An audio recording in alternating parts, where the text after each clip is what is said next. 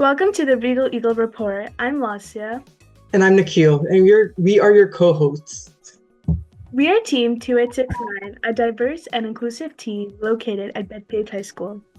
We are aiming for our podcast to be an outlet to interact with new teams and collaborate on varied ideas and thoughts. We are so excited to introduce our brand new series where we will be interviewing one team from each state. Embark on our journey as we will be aiming to hit every state, reaching our goal of 50. For this week's episode, we will be interviewing Rapid Acceleration from South Dakota. So please introduce yourselves as well as your team, as well as your position on the team. We will go first. So I'm Nikhil, I'm a sophomore, and I work with mechanical, and I'm the CNC lead. I'm Lasya, I'm a senior, and I help with outreach and fundraising stuff. I'm Emma. I'm a junior and I'm the chairman's captain, and I also do stuff with CAD. I'm Joseph. I'm a senior and I'm the electrical captain. I'm Isaac. I'm also a senior. I am the head driver and team captain. Perfect. And our other team member joined. Introduce yourself.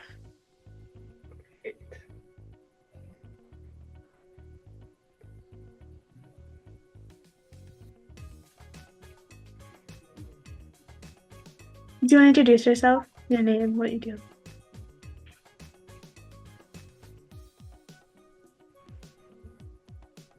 We can't hear you.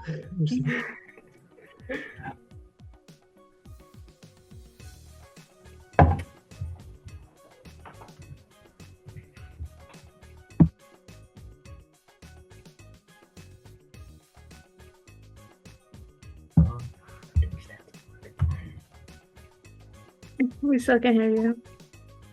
Or mute. No.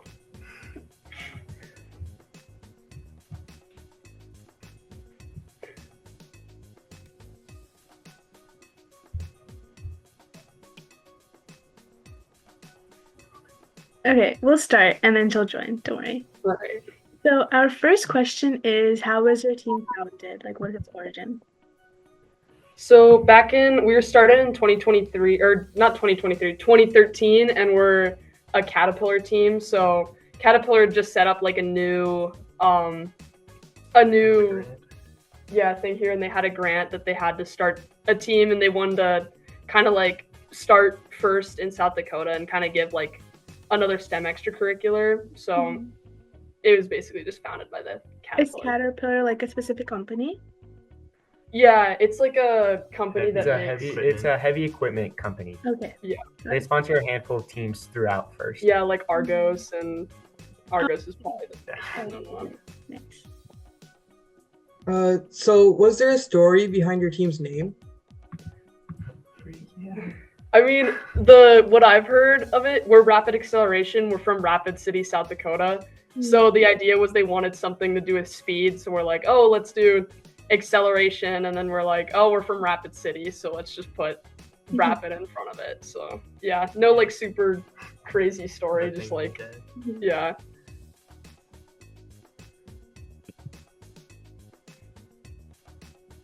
We still can hear you. Okay, I'll cover it. Maybe exit and join back. So the next question is, how many years were each of you part of FRC? You can start this one. So this is my fourth year on the team. I guess I started in first all the way back in fifth grade with Lego robotics. And I've been on the same team as him every single year. So, same. Yeah, I've been on this team for 3 years since I'm a junior, and then I started with first in fourth grade, but I was also on a middle school FL team with these guys, so. Nice. Yeah. So where is your team located? Is it located in a big city or a small district, or where is it located? For South Dakota, it's a big city, but you guys would probably think it's a very small town. Yeah, so our town is, I think, about 80,000 people. We're just at the foot of the Black Hills, which is kind of a mountain range in South Dakota and goes into Wyoming. Like he said, it's a big town for South Dakota, the Yeah. second largest, Second but largest, but it's only it's 80,000. tiny compared to any large Yeah. town anywhere else. Like, are you guys like a school team or like community based? We're community based, so we have members from our 2 major high schools in our city, plus 1 or 2 from school districts. And like Sturgis, like we got a couple kids that drive like 30 minutes to come to meetings. Nice. Are your FLL teams also community based? A few of them are, but we have some middle school teams. Yeah, and the FL teams are a mix of community-based and school-based. It just kind of depends on where they are at. Got it.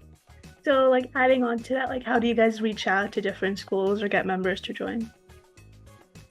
STEM night. Yeah, we have STEM nights at a bunch of middle schools. A lot of us came from FL teams, so we mentor like the teams we came from.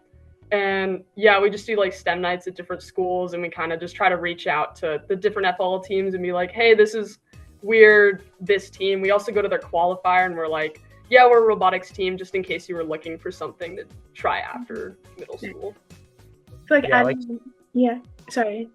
No, you're all good. Like she said, we try and reach out. Like I personally mentor, it wasn't my old FLL team, but an elementary school and middle school FLL team at an elementary school around South here. Park, So yeah. that's the big way we go out and try and get new members, I guess. So, like, adding on, like, how many members are on your team? About 30, I think. And then I think like 8 mentors this year. So, what are some ways your team has gathered sponsors? And who are some of these sponsors? Well, we like to go around to different companies and knock on their doors, and if they open up the doors, then we go inside and we ask them for money. So usually, and we do spend quite a bit of time going around to local businesses and just passing out flyers and stuff, which usually gets us a couple $100-$200 checks, which is pretty helpful in the grand scheme of things. Yeah, and we are sponsored by Caterpillar, but they pay our registration and our entry fee, and then like an additional grant of like $10,000. But our transportation costs each year are about like $30,000. So we got to go out and like go ask more people for money. Got it. So, what are like some specific fundraising initiatives your team takes?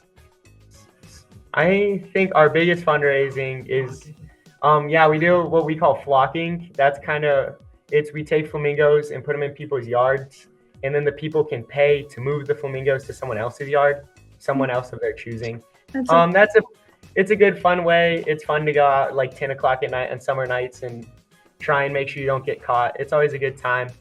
And then I guess fundraising is going out and getting sponsors. That's probably our biggest form of fundraising, is we're trying to gain pretty heavy chunks of cash at a time. Yeah, and we also have it's like a smaller fundraising event because we don't actually get like a ton of money from it, but we go to our local hockey games because they have a robot night every year. So during like the halftime show, we'll bring our robot out on the ice. Like we built a puck shooting one, and we'll like shoot pucks at the mascot. So it's pretty fun. And we get a little bit of money from the tickets, but it's only the tickets that people buy like from us or from the in our name. Yeah. So, like, the robot drives on the ice. Mm-hmm. That's so cool. I like that. Okay, so now coming to the robot. So, like, what are some ways your robot has changed over the years? So, I mean, our robots have evolved in serious ways. I mean, in the past few years, we've gotten Swerve and starting to integrate that into your drivetrains and systems. And I think just overall more reliable systems throughout the years, as we've start to be as the team starts to age, we start to see what works and doesn't work, and what breaks and what lasts longer. So I think that's the biggest kind of evolution of our robots throughout the years. Like, adding on to that, do you guys have any new parts you guys added, or like anything you want to elaborate on? We recently got Crack and Swerve, which is pretty cool. Yeah, Swerve Drive is the biggest new component of our robot from year to year. Obviously, each year we use different parts. Ones we're not quite familiar too, and sometimes they work, sometimes they don't. But Never using a lead screw again. never using a lead screw again. We've learned that the hard way. I guess I'm not a programmer, but I have noticed in the 4 years I've been on the team, our programming has really gone up by leaps and bounds. We're starting to use vision and stuff, which we did not use at all my freshman year, really. So it's kind of cool to see that sort of growing and expanding. Yeah, I think our team also started using Krakens last year, like officially. So this is our first year using it. We've used Swerve, just not Kraken, so we're excited to figure it out. And also they have the motor controller in them, which is nice because I remember doing like electrical and CAD and stuff. You have like 8 different motor controllers that you just have to find to throw somewhere. It's just nice. So now going back to outreach, so what are some like major initiatives, like local or international initiatives you guys took? So like outreach, like I said, kind of the hockey team. Our biggest thing these days is, I don't know what you know about South Dakota, but we have a few major Indian reservations or Native American reservations in our state. So we've been reaching out to them, and I think here next month we're gonna go down and help out with some of their middle and elementary school age to try and expose them to STEM, to try and get them more on a STEM-oriented path and help them kind of get opened up to opportunities that they might not be given. Yeah, and it's that, I mean, here like about like 51% of rural schools, and like I think it's the percentage is higher on like schools on indigenous reservations don't have access to like basic computer classes, like especially programming, but not even like basic ones like how to type and typing classes. So we kind of just want to like kind of get our foot in the door and helping educate people on like how to use computers in like different pathways into different careers. That's really cool. Have you guys done anything internationally like prior, or do you guys like to stay local within the tribes? I mean, our focus is kind of on South Dakota just because there's a whole lot of STEM influence. So we have like such a need here that there's not really any need to go international. The computer died. Our like screen went black. Here, I gotta. It's okay. Okay, we're back. But yeah, I mean, I guess technically, indigenous reservations are like independent nations. They are. So I guess we could say it's international, but I like that. we don't do a whole lot outside of It's being South a local Dakota. team, we try and help our community. That's just kind of what we have the reach to do. We have a hard enough time raising money to go to competitions, so we don't have the funds or the resources to go out internationally. But like I said, we try and better our community and open them up to STEM and FIRST. Yeah, we're also we're the only FRC team in South Dakota. So it's like right now we're trying to focus on getting FRC and more FIRST on like the eastern side of our state, because we're like right next to the western border. So like 4 hours away, there's these people. It's like more populated on that side too, and they don't have any like FRC teams or anything like that. So really cool. So like which do you guys attend regionals, or like do you guys do districts? Like how far do you guys go for competitions if you're the only? We do regional events. Our closest one is in Denver, Colorado. So we have to drive like I think like six hours, and then that's usually week 4. So we'll have a competition before then. Last year we went to Sedalia, Missouri, so we drove for like 12 hours. Forever. Yeah, a really long time. We like all piled up in the back of like a white van, like 11 of us, and went down to Missouri.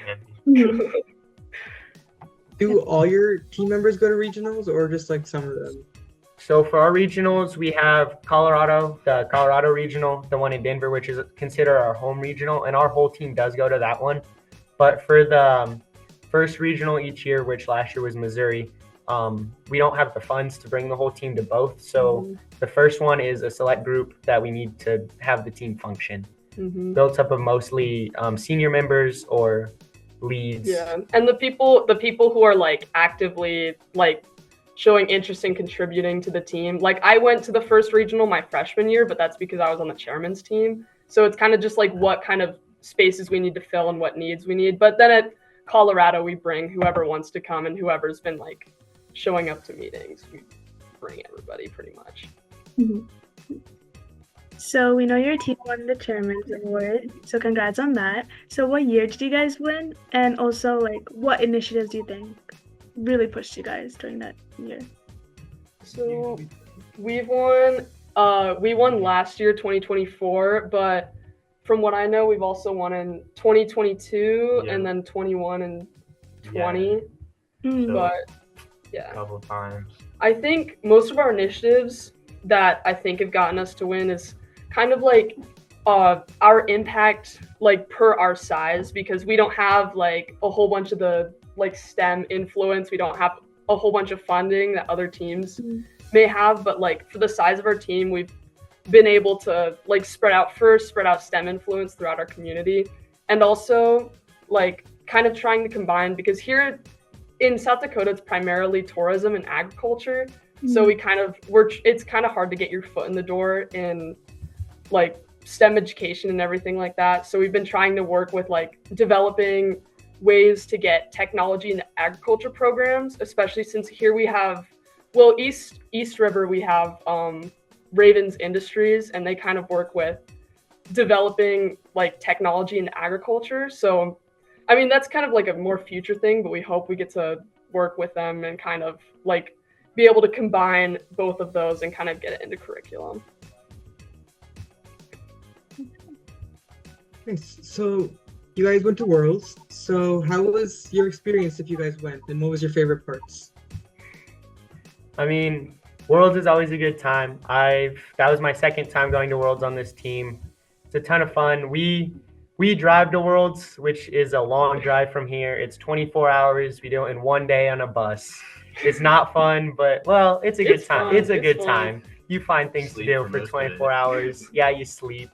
But I mean, being the driver, one of my favorite parts was just being down there on the floor with those teams, the best teams in the world. You get to see and be up close with their robots and see them run and see those best team and high-powered teams in the world get to compete against each other and be part of that competition. Mhm. I thought it was a lot of fun. I really enjoyed the pits, actually, just kind of talking to people. Mhm. That was pretty cool to see all the different perspectives out there. Yeah, it's super cool, like discovering like different ways people build their robots. And also it was really cool seeing the different like kinds of outreach teams did. Like I talked to them a lot about their like impact and everything. It was also really cool seeing like the Coconuts win Oh, yeah. Einsteins, because like we've played against them and we've seen them at regionals, and also they're doing a lot of similar stuff that we're doing with like the indigenous reservations. So it was kind of cool to see that being recognized on like the world scale. Yeah. Mhm. Yeah, definitely. How is it like presenting impact at Worlds? Do you guys do that? It's Yeah, so much fun. It was very scary. It's wild. There's just like But- one person in a room. Yeah, it was super. I mean, it was really fun, like waiting for it though, because we go to Denver every year, so we meet a bunch of Colorado teams, and we hosted an impact exchange with like 1619, so we got to meet a bunch of the Colorado teams and like learn about their impact stuff. And it just so happened that we were like waiting at the same time as a couple Colorado teams, so we got to like talk to each other and be like, hey, you got this, like, Mhm. and like kind of, yeah, it was just super fun getting to meet like the teams that we've seen in the past. Yeah. So our next question is, what sparked interest in like each of you, like for robotics for each of you personally, especially because you guys started like at such a young age? Mhm. So I guess for me, both my parents were engineers, so they kind of started robotics with my sister, and then I got kind of to see what it was and realized I wanted to do it. And then starting at so young, you just learn to love it. And I mean, I've done it every year since 5th grade, so I don't know, it's been almost 7 years now, and I just still do it almost every day of the year. Mhm. I was in 5th grade and I quit soccer and I was looking for something new to do.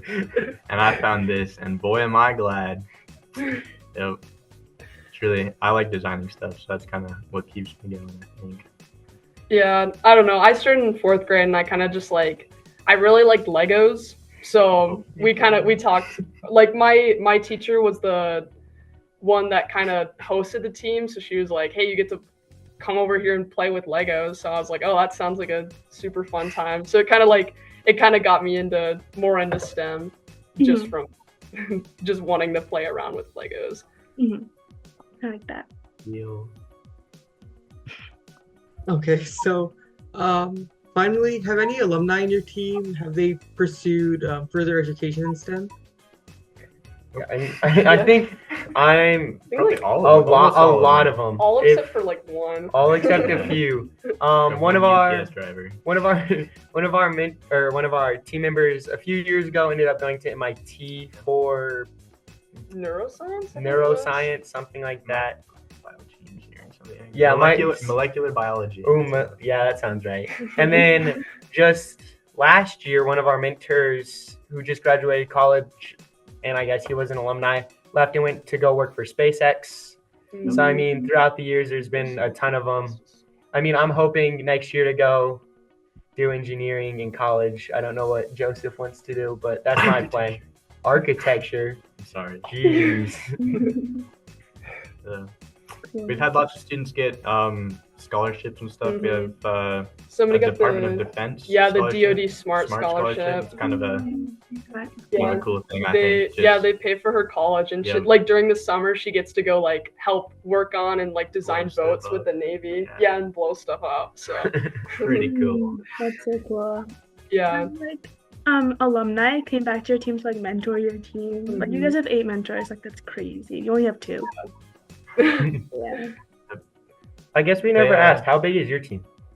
Same size, relatively. Like we have a lot of people that go like in and out, but like we have like 30 like core, like they stay on the team members. Yeah. I think ours is like 30 generally, but I think we only get like They 20 come and people go, show up like constantly every night. So that's kind of where like our original 11 comes from for like our it's just the people that come all the time. But some people come like once a week, twice a week. It's just like whenever convenient for them. But yeah, we do get a lot of mentors from like people who used to be on the team. Yeah, and a lot of sponsorships we get along with having like monetary sponsors, we get mentors as kind of a support. Sponsor, as kind of a sponsor. Both of our head mentors are from companies that sponsor us, and all local companies and do various. I guess all of our mentors are, or most of them are local engineers who work for the local engineering companies. Yeah. So those. Yeah, sorry, you go. Oh, you can continue. No, you go. Don't worry. Oh, I was just gonna say a lot of like our alumni also volunteer in FIRST and with STEM programs. And I know one of our alumni is like the president of like the Tau Beta Pi group, like the Engineering Honor Society over on, I think it's like the East River chapter of it, but a lot of them are also like involved with like Tau Beta Pi and then like volunteering in like FIRST and all the STEM stuff. Okay, now it's more like an open floor discussion, and you guys can ask us anything if you guys have. Give me your question, Joseph. All right. What kind of crops do you guys grow in Long Island? What kind of crops? Yeah. We had an FTC team interview us on accident a little while ago, and we asked them that. So we just thought we'd check. I don't know. I think I can corn. Google right now. Yeah, let me check. He's on. That's good. That's good. Yeah. We grow corn too. We're on top of that corn. Yeah. game. Have you ever heard of the illustrious corn Oh my palace? goodness, yeah. I think that's why we won chairman's The actually. corn Yeah. palace? Oh, Yeah. that's cool. Never heard of If it. you guys don't know what the corn palace is, I suggest you search it up. It's Internationally known. internationally Nationally known. It's It's kind of a crazy thing. It's actually relatively underwhelming. So It's if you ever actually go, Wait, what is it? Corn palette? the corn palace. Yeah, it's crazy. It's wild. So Long Island grows fruit and tree nut farming, including grapes, and vegetable and melon farming. I really So like nice. grapes. I So really I like appreciate that. that. I'm a Corn. big fan of grapes. That's pretty cool. Yeah, we got like corn. It's better than our corn. And wheat. Oh, We have wow. sunflower. Have you guys been to the corn palace? Oh Yep. boy. Oh, Yes, I have. yeah. It was exciting. Yeah, it's an interesting place, that's for sure. Yep. Yep. Cool. Lots of corn at the palace. But I guess does your team? You asked about our team name and where that came from. Where did yours come from? Just kind of like a mascot or something? Yeah, we were originally called One Small Step in 2009, but it wasn't that impactful. So the team members who came after that, they kind of changed it. Our school mascot is an eagle. Regal rhymes with eagle, so I did. It flows. Yeah, it's good. I know you guys asked us about like our international initiatives. I was wondering, like, what do you guys do internationally? Mhm. So we started expanding like last year itself. We started like the STEM Kits initiative. So we send STEM kits. So a lot of our team members were like traveling and we were like, oh, you guys are going somewhere, take a STEM kit. So like a lot of them like distributed in like the places they went.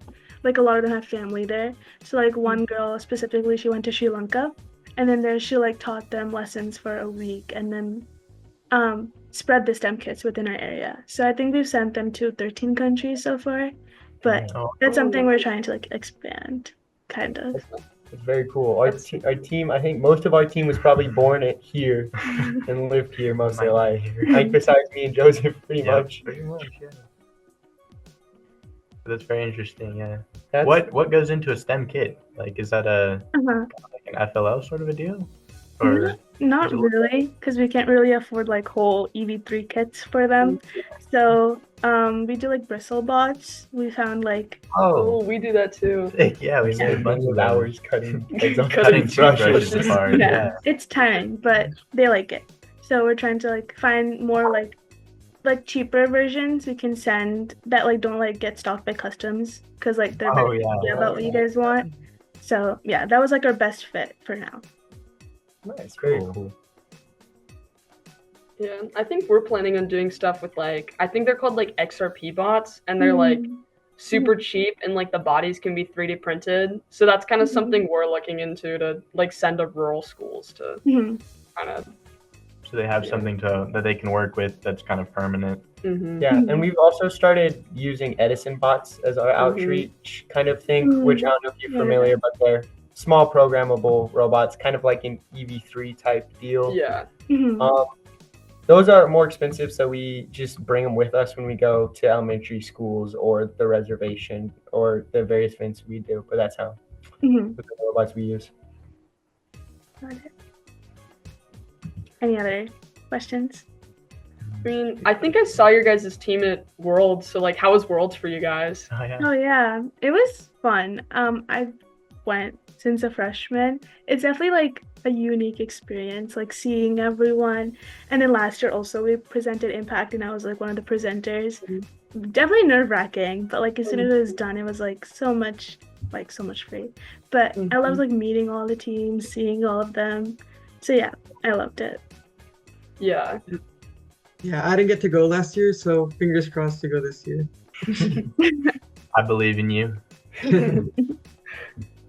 How many times have you guys won Impact? Has it been like every year? Since you said you've gone since. No. I think this is our second year. I think we won in 2018. Oh, nice. We usually win because of EI. We won EI the last 3 years. Oh, yeah.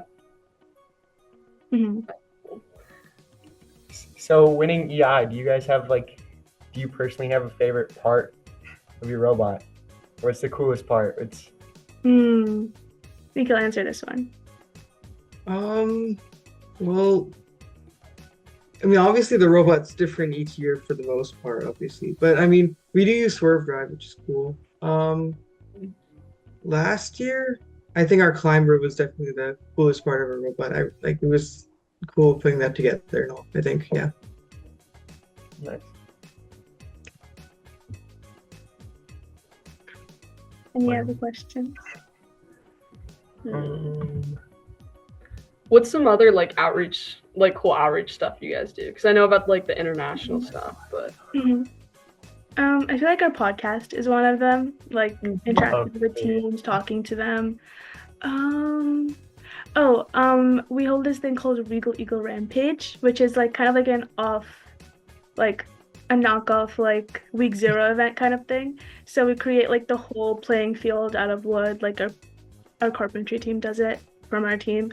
And then we invite teams across New York and like the tri-state area to come and troubleshoot their robots. So it's like a big fundraising event, but it's nice seeing all the robots before our official competitions happen. So that's pretty huge. Yeah, we do like First Together. We start an initiative called First Together where we do like volunteering events, and it's like all across, because there's a lot of teams in New York, so they're all invited, and we do like a lot of like volunteer events. And then we started expanding it to like different states to start their own branches as well. That's super cool. Yeah. You said there's a lot of teams in New York, right? How is your team organized? Is it centered around like a high school, or is it sort of a community? Okay. It's a school-based team, so we're Fair enough. like Bethpage School District, so our team is at our high school. Okay. That's usually like how a lot of teams are, like each Yeah. district kind of has their own team. Do you think there's an advantage to being around other teams? So like being able, like us being the only team in the state, if we want to talk to other teams, it's like this, where we're over Zoom calls. Do you guys ever go and meet with other teams or work with other teams at all? Yeah, we definitely do. A lot of it is like, an example is like, we hold this thing called Regal Eagle Roundtables, which is like an off-season event, like in December, right before kickoff, and teams come and like we communicate on like, so we haven't seen them since like our regional in March, right? So like we talk about the things we've done like during summer, how we like improved ourselves for the season, and then we all like collaborate and like take on ideas, share ideas, things like that. So I think that's like our biggest form of communication, but also like DMing teams if you have problems. And like a lot of our team members are friends with members of other teams, so it's like a whole network type of thing. That's super cool. I know with a lot of the Colorado teams, like it's kind of cool to see like how friendly they are with each other, because like they see each other all the time and they're like an hour or less drives away from each other. So our hope is that we can kind of like develop more FRC and First in the state, so we can Yeah, hopefully someday working towards our own regional, maybe the support. Corn Palace region. No, Rushmore region. The Rush- we're hoping for the Rushmore regional someday. We're in communications with. We have a pretty good technical college school, South Dakota School of Mines and Technology is in our town. We try and work with them. I think hopefully we're gonna work with them to try and get the Rushmore regional going and get all that stuff. Yeah. Do you guys know the Highlanders from Colorado? Oh yeah, we know the do, Highlanders. Yeah. Nice. Because we interviewed them. I think Vishnu and Alex. Oh, I know I Vishnu. recognize that name. Yes. Yeah. Yeah, because I was talking to him about Sherman's, like, I think in Colorado. But Yeah, they're a really cool team. yeah, they're Indeed. super cool. Any other Lots of question? Lots of kilts. Lots of kilts.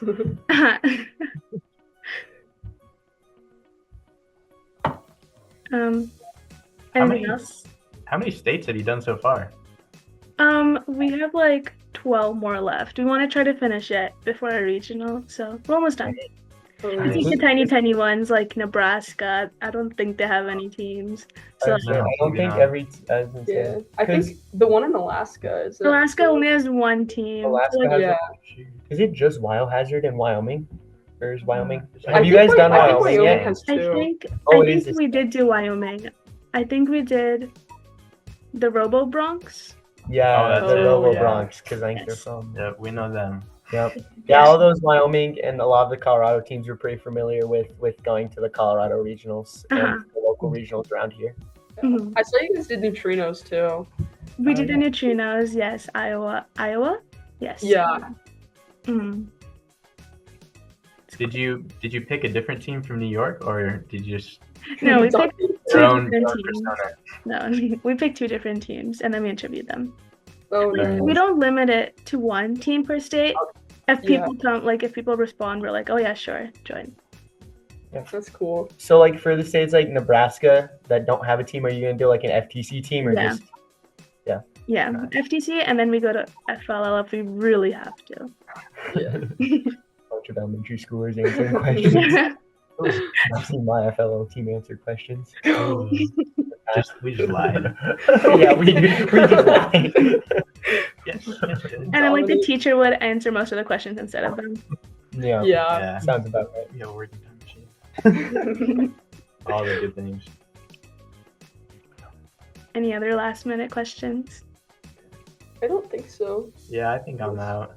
Unless, do you guys have any? What kind of livestock do you have? In, I think there's a lot more upstate. Like we're more near the city, so we don't know as much. Probably I see. cows, horses. Yeah, that's a We good got good those one. too. We got all I of approve of those. those, Very good. Have you guys ever been to the East Coast or not really?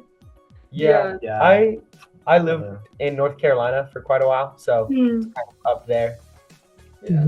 I was born in Maryland, so I got some family over there. And then my brother also goes to West Point. So Nice. yeah, I've visited like upstate New York a bit, just like looking at the campus with them. So. Mhm. I have an uncle in Manhattan. I didn't see much agriculture when I was there, but I saw a raccoon. That was kind of cool. The parks were nice. Mhm. Yeah. Have you? I guess same question. Have any of you guys been to South Dakota or the Midwest at all?